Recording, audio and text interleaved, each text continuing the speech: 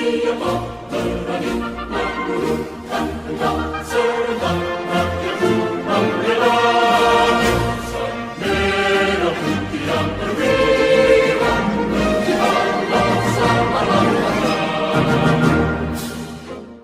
Indonesia merupakan negara multikultural. Beragam kebudayaan di tiap daerah memiliki nilai dan aturannya sendiri.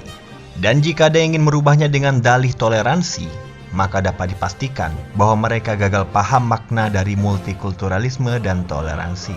Kini, mereka yang menganggap diri paling toleran dan menjunjung tinggi multikulturalisme justru tidak bisa menerima perbedaan.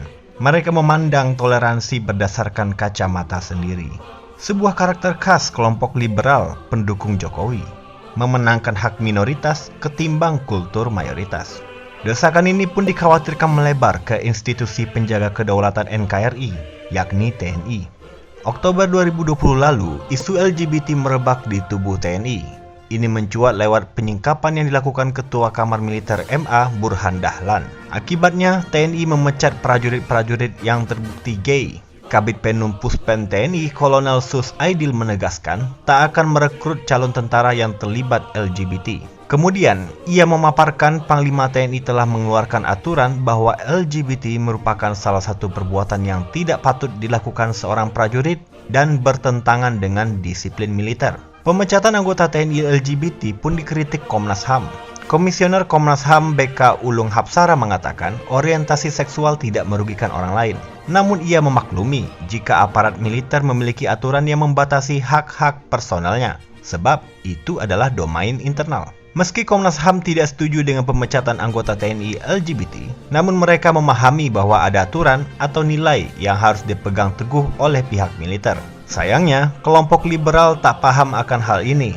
Beberapa LSM yakni Arus Pelangi, LSAM, LBH Masyarakat, dan SGRC Indonesia justru menganggap TNI melanggar aturan internal. Peneliti LSAM Andi Mutakin berpendapat TNI menjatuhkan sanksi pemecatan karena orientasi seksual adalah pelanggaran prinsip HAM. Ia mendesak TNI menjamin perlindungan HAM sehingga tidak boleh mengeluarkan keputusan diskriminatif dan bertentangan dengan HAM. Apa yang dilakukan kelompok liberal tersebut sama saja dengan memaksa agar TNI memenangkan kepentingan minoritas, yakni kelompok LGBT. Dan kemungkinan kelompok liberal akan terus berupaya agar LGBT boleh menjadi anggota TNI. Sehingga, inilah yang harus menjadi perhatian Panglima TNI selanjutnya. Siapapun Panglima TNI yang dipilih Presiden, baik kasat ataupun kasal, tidak boleh mengalah dengan desakan kelompok liberal yang memaksakan TNI mengubah aturan yang berlaku, yakni melarang anggotanya terlibat LGBT.